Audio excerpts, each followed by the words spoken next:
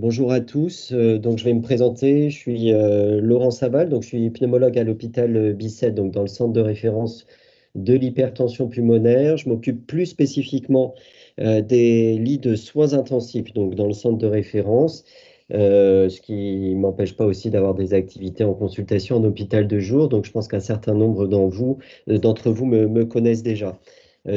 Pour la première présentation, on va parler de la démarche diagnostique dans l'hypertension pulmonaire. Donc, j'ai fait quelques slides pour l'ensemble du topo, mais je pense que vous pouvez évidemment intervenir pour me poser des questions au fur et à mesure ou à la fin. C'est un peu comme vous le souhaitez. Donc, la démarche diagnostique de l'hypertension pulmonaire, d'abord quelques généralités. La première chose, c'est que quand on fait une démarche diagnostique pour une hypertension pulmonaire, il y a plusieurs étapes qui sont absolument essentielles. La première étape, c'est l'étape de dépistage. Donc, l'étape de dépistage, on va voir à qui elle s'adresse, comment elle est faite. Et cette étape, elle est généralement faite en amont du réseau français d'hypertension pulmonaire. Elle est faite localement par un cardiologue, par un pneumologue, par un service de médecine interne, etc. Ensuite, va passer, s'il y a une probabilité, on va voir d'hypertension pulmonaire. Ensuite, on va passer à l'étape de confirmation de diagnostic d'hypertension pulmonaire. Et donc là, le point très important, c'est que cette confirmation du diagnostic de l'hypertension pulmonaire, elle doit être faite de façon préférentielle dans un centre de compétences ou dans le centre de référence de l'hypertension pulmonaire. Et la troisième étape, une fois qu'on a confirmé le diagnostic d'hypertension pulmonaire par le cathétérisme cardiaque droit, on va le voir, c'est d'identifier la cause de l'hypertension pulmonaire pour pouvoir classer votre hypertension pulmonaire et donc pour aboutir à une prise en charge qui soit parfaitement adaptée à votre forme d'hypertension pulmonaire. Donc, ce qui est très important, et vous le savez, c'est que l'hypertension pulmonaire, ce n'est pas une maladie en tant que telle, c'est une définition hémodynamique, donc le diagnostic se fait par le cathétérisme cardiaque droit, mais qu'ensuite il y a plein de formes différentes d'hypertension pulmonaire qui va donc aboutir à des prises en charge qui sont différentes. Et donc c'est pour ça que cette démarche diagnostique, elle doit être extrêmement rigoureuse. Elle est d'ailleurs extrêmement codifiée dans les recommandations. Il y a un certain nombre d'examens que vous allez tout savoir de façon systématique pour pouvoir classer cette hypertension pulmonaire. Et ensuite, il peut y avoir d'autres examens qui vont se rajouter en fonction de l'orientation diagnostique. Donc, cette démarche diagnostique, elle est rigoureuse, elle est systématique et elle est basée, donc, comme je le disais, sur un certain nombre de recommandations qui sont claires et qui ont été reportées dans le plan national de prise en charge de l'hypertension pulmonaire, le PNDS, qui a été mis à jour il y a 2 ans maintenant, qui est accessible à tout le monde sur Internet et qui permet donc de servir de base pour l'ensemble des médecins pour cette démarche diagnostique, mais aussi pour la prise en charge thérapeutique. Et un point aussi important, c'est qu'on a récemment mis en place un livret d'information qui est pour les patients et les familles. Je ne suis pas certain qu'il soit encore distribué partout parce que c'est assez récent. Et dans ce livret d'information, l'objectif, c'est qu'il soit distribué à l'ensemble des patients qui viennent dans les centres de compétences, même avant éventuellement le diagnostic de certitude de l'hypertension pulmonaire. Et ce livret d'information permet donc d'expliquer pourquoi on fait tel ou tel examen au cours de la démarche diagnostique. Alors, on va passer sur la première étape, donc le dépistage de l'hypertension pulmonaire. Pour le dépistage de l'hypertension pulmonaire, l'examen clé, c'est l'échographie cardiaque. Donc, vous avez, je pense, tous eu à un moment ou à un autre une échographie cardiaque si vous avez une hypertension pulmonaire. Cette échographie cardiaque, donc, elle a plusieurs utilités, mais la première utilité, c'est de dépister l'hypertension pulmonaire. Donc, on parle là d'un examen de dépistage. Quand on parle d'un examen de dépistage, c'est un examen qui ne permet pas d'affirmer de façon certaine le diagnostic d'hypertension pulmonaire, mais ça permet d'avoir une probabilité d'hypertension pulmonaire. Donc c'est vraiment une première étape de dépistage. Cette échographie cardiaque, elle peut se faire n'importe où, par n'importe quel cardiologue. Et les paramètres qui permettent de dépister l'hypertension pulmonaire sont des paramètres qui sont accessibles à tout le monde, relativement simples à obtenir. Et donc, ça va permettre de dire si on écarte ou pas le diagnostic d'hypertension pulmonaire, ou bien si on a une probabilité d'hypertension pulmonaire. Et cette probabilité, elle va avoir différents degrés, soit une probabilité intermédiaire, soit une probabilité élevée. Donc l'échographie cardiaque, c'est assez simple. C'est un examen qui est ce qu'on appelle non invasif qui va permettre donc de voir s'il faut vous orienter vers un centre pour aller plus loin dans la démarche diagnostique. Alors, à qui on fait un dépistage par échographie cardiaque pour l'hypertension pulmonaire? On ne peut pas évidemment dépister la population entière pour savoir si éventuellement il y a une probabilité d'hypertension pulmonaire. Par contre, c'est évidemment l'examen qu'on va faire en première intention s'il y a une suspicion clinique d'hypertension pulmonaire. Et par ailleurs, il y a un certain nombre de groupes de maladies dont on sait que la prévalence d'hypertension pulmonaire est beaucoup plus élevée que dans la population générale. Et pour ce groupe de patients, pour le coup, quels que soient les symptômes, on va proposer de faire une échographie cardiaque de façon régulière, généralement annuelle, pour dépister l'hypertension pulmonaire et pouvoir la diagnostiquer le plus tôt possible. C'est le cas par exemple dans la sclérodermie. La sclérodermie, donc une maladie auto-immune, dont on sait que la prévalence de l'hypertension pulmonaire est très élevée, de l'ordre de 7%. Donc, généralement, tous les patients qui sont suivis pour une sclérodermie dans un centre de compétences de maladies auto-immunes va avoir donc une échographie cardiaque annuelle pour dépister l'hypertension pulmonaire, quels que soient les symptômes. C'est également le cas donc pour les patients qui peuvent avoir donc une maladie hépatique chronique. Alors, il n'est pas forcément recommandé de faire une échographie cardiaque annuelle. Par contre, s'il y a des symptômes évocateurs ou s'il y a un projet, par exemple, de transplantation hépatique, le dépistage de l'hypertension pulmonaire se fera de façon systématique. Troisième cas de figure, par exemple, c'est l'identification d'une mutation génétique qui prédispose à l'hypertension pulmonaire. Donc, le dépistage qui a pu être fait dans une famille d'un patient qui a une hypertension pulmonaire et chez qui on a identifié une mutation génétique type BMPR2. Et quand on dépiste une mutation BMPR2 sans qu'il y ait d'hypertension pulmonaire, on va assurer un suivi rapproché par échographie cardiaque, là encore, pour dépister tôt le développement éventuel d'une hypertension pulmonaire. Et ensuite, il y a d'autres groupes de maladies plus rares, comme la drépanocytose, par exemple. Donc, comme je le disais, cette échographie cardiaque, c'est un examen de dépistage, ce n'est pas un examen diagnostique. Ça permet donc d'établir une probabilité faible, intermédiaire ou élevée. Et cette probabilité, quand on vous fait l'échographie cardiaque, elle est basée sur deux ensembles de paramètres. Un paramètre qui permet de mesurer de façon indirecte les pressions pulmonaires. Et on va regarder également s'il y a des signes qu'on dit indirects d'hypertension pulmonaire, c'est-à-dire un retentissement de l'hypertension pulmonaire, par exemple sur le ventricule droit, qui éjecte le sang donc dans la circulation pulmonaire.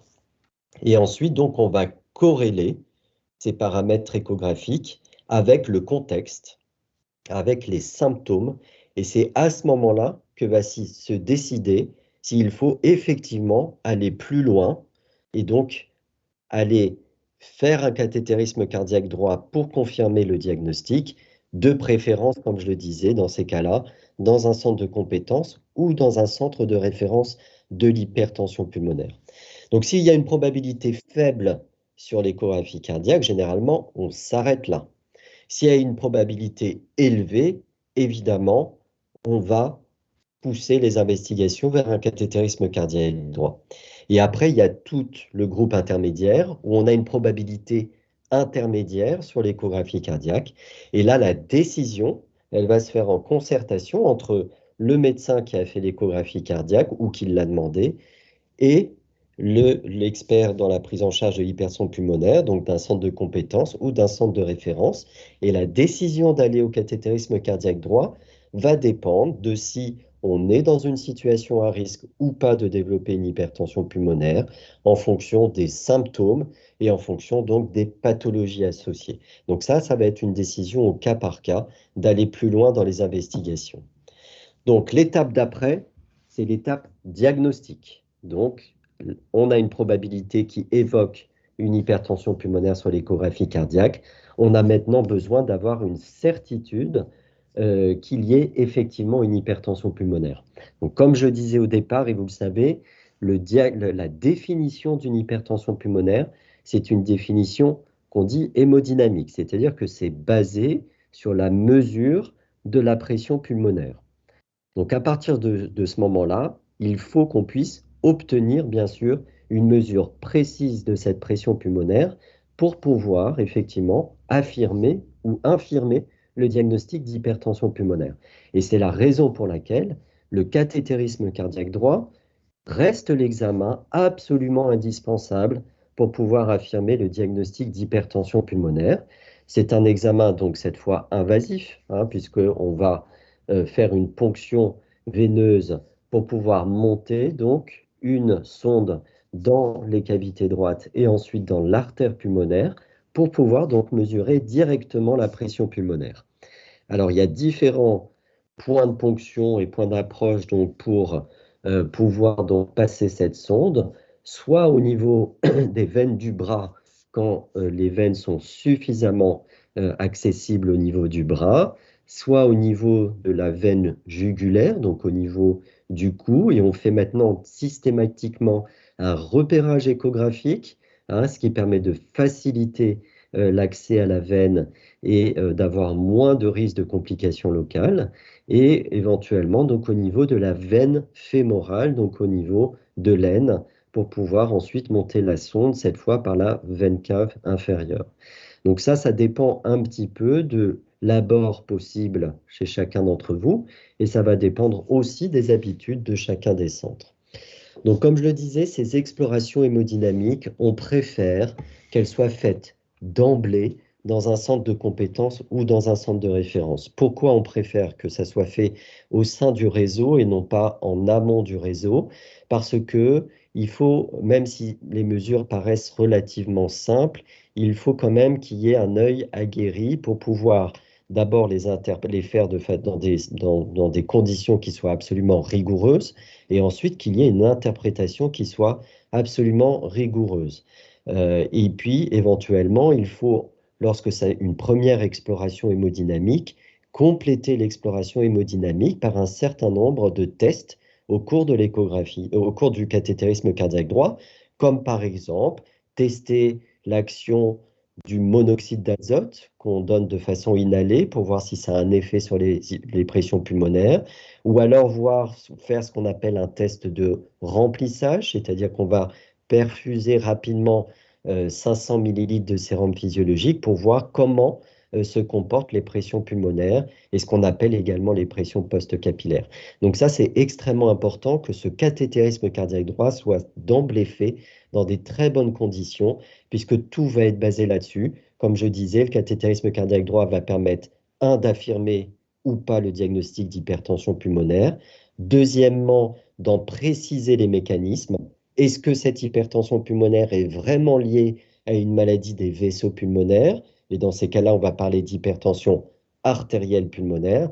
Ou est-ce que cette élévation des pressions pulmonaires est liée à une insuffisance cardiaque gauche? Et dans ces cas-là, la prise en charge n'a absolument rien à voir. Donc cet examen est vraiment indispensable et il est donc vraiment indispensable avant d'aller initier une prise en charge thérapeutique.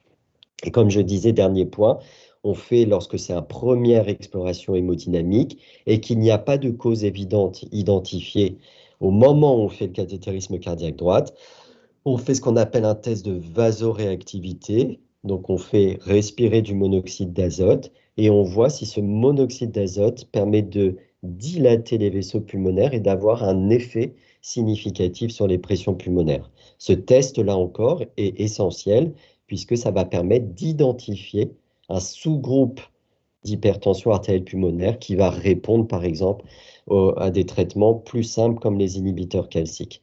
Donc cette étape-là, elle est essentielle et elle doit être faite de préférence dans un centre de compétences ou dans un centre de référence. Donc là, je ne vais pas rentrer dans les détails, c'est juste pour vous montrer que on a une définition bien sûr précise de l'hypertension pulmonaire. Et cette définition de l'hypertension pulmonaire, elle évolue au cours du temps et donc elle vient d'être remise à jour lors des dernières recommandations européennes, internationales, où on a baissé le niveau de pression pulmonaire qui permet de parler effectivement d'hypertension pulmonaire. Avant, on disait la définition, c'était une pression artérielle pulmonaire moyenne supérieure à 25 mm de mercure. Et vous voyez qu'on a baissé le seuil à 20 mm de mercure. Et on va intégrer dans cette définition d'autres paramètres qu'on va mesurer ou qu'on va calculer à partir donc des données que l'on a et dont on dispose après avoir réalisé cet examen-là. Donc vraiment un examen clé. Sans ça, on ne peut rien faire. Donc ça reste un examen absolument essentiel. Une fois qu'on a un diagnostic d'hypertension pulmonaire, donc un diagnostic de certitude basé sur les données hémodynamiques, cette fois, l'étape d'après, c'est qu'il va falloir donc identifier la cause de cette hypertension pulmonaire.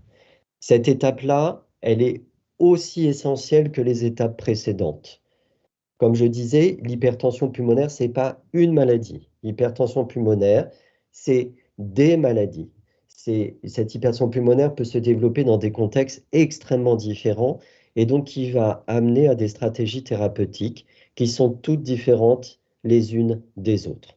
Et donc, on a, comme vous le savez, une classification des hypertensions pulmonaires. On va regrouper les différentes formes d'hypertension pulmonaire en fonction de leurs points communs en termes de physiopathologie, en termes d'évolution et surtout en termes de prise en charge thérapeutique par la suite. Et donc, lorsqu'on vous fait un bilan d'hypertension pulmonaire, il y a toujours une démarche qui est très systématique, avec des examens qui sont faits de façon systématique pour pouvoir rechercher toutes les causes d'hypertension pulmonaire. Et ce n'est pas parce qu'on a une cause identifiée dès le départ qu'on va se passer de rechercher d'autres causes associées, puisque parfois, il peut y avoir plusieurs causes qui se combinent et qui favorisent le développement d'une hypertension pulmonaire. Donc, pour faire au plus simple, on a 5 groupes d'hypertension pulmonaire. Donc, ce qu'on appelle le groupe 1, qui est vraiment l'hypertension artérielle pulmonaire. Et dedans, on va retrouver les formes génétiques, on va retrouver les hypertensions artérielles pulmonaires provoquées par la prise de certains médicaments. On va retrouver des hypertensions artérielles pulmonaires qui sont associées à d'autres pathologies. Je parlais tout à l'heure de la sclérodermie, les maladies auto-immunes. Je parlais tout à l'heure des maladies hépatiques, par exemple, ou encore les malformations cardiaques congénitales qui peuvent favoriser de l'hypertension pulmonaire. Le groupe 2, c'est ce qu'on appelle les hypertensions pulmonaires post-capillaires. Les hypertensions pulmonaires post-capillaires, elles sont liées à une insuffisance cardiaque gauche. Donc là, et ça, on le sait au moment où on fait le cathétérisme cardiaque droit, donc lors de l'étape précédente. Donc ce groupe-là, la prise en charge, ça repose sur le traitement de l'insuffisance cardiaque gauche. Donc là, il n'y a pas forcément besoin d'un suivi dans un centre de compétences ou de référence de l'hypertension pulmonaire. Le suivi, il est essentiellement cardiologique. Le groupe 3, groupe très important, c'est les hypertensions pulmonaires qui sont associées à des maladies respiratoires chroniques, que ce soit de la fibrose pulmonaire, que ce soit de la BPCO, bronchopneumopathie chronique obstructive, que ce soit l'association des deux. Donc ça, évidemment, c'est très important parce que c'est la cause finalement la plus fréquente des hypertensions pulmonaires. Donc identifier une maladie respiratoire associée, ça fait partie de la démarche diagnostique absolument essentielle et systématique. Le groupe 4, forme également très importante, qui est l'hypertension pulmonaire thromboembolique chronique. Pourquoi c'est une forme très importante? Parce que la prise en charge, elle va être complètement différente. Là, on va discuter de chirurgie, on va discuter d'angioplastie, éventuellement associé à des traitements médicaux. Et donc ça, une des premières étapes, c'est de voir si on s'oriente ou pas vers une hypertension pulmonaire thromboembolique chronique ou pas, et on va voir avec quel examen. Et enfin, on a un groupe 5. Alors le groupe 5, il y a plein de causes réunies dedans, pour lesquelles soit on ne comprend pas encore grand-chose, soit parce que les mécanismes peuvent être extrêmement variés Et donc, pour chacun des patients, de façon individuelle, il va falloir qu'on identifie les mécanismes pour pouvoir proposer une prise en charge qui soit appropriée. Ça peut être le cas d'une maladie comme la sarcoïdose, ça peut être le cas de maladies hématologiques comme la drépanocytose, par exemple. Donc, vous voyez, tout ça, toutes ces causes, il va falloir qu'on les identifie les unes après les autres. Si on n'a pas d'identification, si on n'a pas fait cette démarche, pardon, on ne peut pas instaurer une stratégie thérapeutique qui soit adaptée à chacune de vos formes d'hypertension pulmonaire. Donc c'est essentiel et c'est fait de façon absolument systématique. Donc en pratique, on va faire plein de bilans. Lorsque vous avez un premier bilan d'hypertension pulmonaire, il y a le cathétérisme cardiaque droit et ensuite il y a un certain nombre d'examens. C'est des examens qui vont être basés soit sur des prélèvements biologiques, soit sur des examens d'imagerie, également sur un interrogatoire poussé, par exemple pour identifier une hypertension artérielle pulmonaire provoquée par la prise de médicaments. Il faut évidemment qu'on fasse un interrogatoire poussé pour savoir quelles expositions médicamenteuses vous avez pu avoir, non seulement au moment du diagnostic de l'hypertension pulmonaire, mais également dans le passé. Donc, un interrogatoire poussé. L'interrogatoire poussé également, on vous demandera de façon systématique, bien sûr, si dans votre famille, il y a d'autres cas d'hypertension pulmonaire ou d'autres cas suspects d'hypertension pulmonaire qui va, dans ces cas-là, orienter éventuellement vers une forme génétique d'hypertension pulmonaire. Alors, quels examens vous allez avoir? Dans quel cas on peut les faire? De quel cas on ne peut pas les faire? Les examens d'imagerie thoracique. Donc, le scanner thoracique. Vous aurez de façon systématique un scanner thoracique. Le scanner thoracique, il a plein d'utilités. On va faire de façon systématique, si possible, s'il n'y a pas de contre-indication, on fait le scanner thoracique avec une injection de produit de contraste, ce qui permet donc de bien voir les vaisseaux pulmonaires. Ce scanner thoracique, il est essentiel. Généralement, il a même déjà été fait avant d'arriver dans le centre de compétences ou dans le centre de référence de l'hypertension pulmonaire. Quelle utilité il va avoir?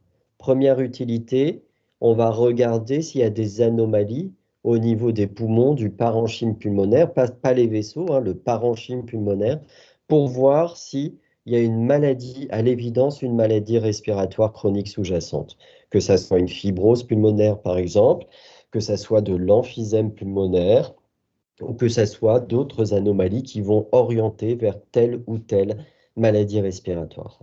Ça, c'est première utilité du scanner. Deuxième utilité du scanner, c'est qu'on va rechercher s'il y a des signes indirects de ce qu'on appelle une maladie véno-occlusive. Maladie véno-occlusive, c'est une forme spécifique d'hypertension pulmonaire où il y a une atteinte des petites artères pulmonaires, mais également des petites veines pulmonaires. Et ça, donc, on va rechercher sur le scanner des signes indirects de ça. Ça, c'est très important également. On va l'associer à d'autres signes parce que ça va avoir un impact aussi majeur sur la stratégie thérapeutique derrière. Troisième utilité du scanner thoracique avec injection du produit de contraste, c'est de pouvoir bien voir les vaisseaux pulmonaires et donc éventuellement d'identifier des anomalies de la circulation pulmonaire, congénitale par exemple, ou alors d'aller explorer la forme thromboembolique chronique, donc d'aller voir s'il y a une obstruction visible des artères pulmonaires par du matériel dans les vaisseaux pulmonaires, donc qui va orienter vers la forme 4 des hypertensions pulmonaires avec une prise en charge spécifique. Donc on ne peut pas se passer de ce scanner thoracique qui est absolument essentiel. Tout à l'heure, j'ai parlé de l'échographie cardiaque. L'échographie cardiaque, on a dit que c'était l'examen de référence pour dépister une hypertension pulmonaire. Mais ce n'est pas sa seule utilité. L'échographie cardiaque, elle va avoir d'autres utilités. En particulier, elle va permettre de voir s'il y a une dysfonction du cœur gauche. Hein, s'il y a une dysfonction du cœur gauche, ça donne généralement des hypertensions pulmonaires qu'on dit post-capillaires.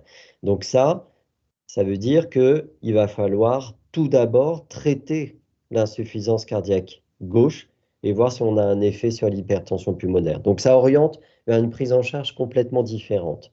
Donc rechercher une atteinte cardiaque gauche. Deuxième utilité, c'est de rechercher s'il y a une malformation cardiaque congénitale, donc une cardiopathie congénitale, comme par exemple une communication entre les deux oreillettes, ce qu'on appelle communication interauriculaire, ou une communication entre les deux ventricules. Donc ça, c'est une étape également très importante parce que parfois, cette cardiopathie congénitale, elle est passée complètement inaperçue jusqu'au moment où on diagnostique l'hypertension pulmonaire. Donc ça, c'est très important. Et si ça, c'est pas recherché, si l'opérateur ne sait pas qu'il doit rechercher ça, il ne le voit pas forcément. Donc c'est pour ça que parfois, il y a une échographie cardiaque de dépistage. Et puis, au moment où on fait le bilan de votre hypertension pulmonaire, on a des arguments qui disent que éventuellement, il y a une malformation cardiaque. Et donc, on retourne et on refait cette échographie cardiaque pour rechercher spécifiquement ça, éventuellement en vous confiant à un cardiologue qui est spécialiste dans les cardiopathies congénitales. Troisième examen d'imagerie absolument essentiel lors d'une première prise en charge et qu'on fait dès le départ également, c'est la scintigraphie pulmonaire, ventilation, perfusion. Donc là, on injecte un produit radioactif et on fait respirer également un produit radioactif et on voit si le poumon est mal perfusé. Donc ça, c'est l'examen de dépistage de l'hypertension pulmonaire thromboembolique chronique, la forme 4. En gros, cette scintigraphie, elle est essentielle parce que si elle est normale, elle va éliminer la forme thromboembolique chronique. Si elle est anormale, elle va orienter vers l'hypertension pulmonaire thromboembolique chronique.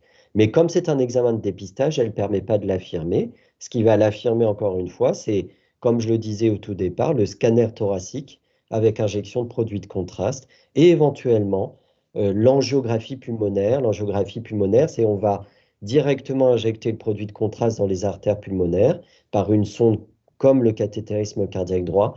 Mais finalement, l'angiographie pulmonaire, comme les scanners sont de plus en plus performants, on le fait finalement de moins en moins et on arrive maintenant à pouvoir prendre des décisions juste avec l'angioscanner thoracique et la scintigraphie pulmonaire.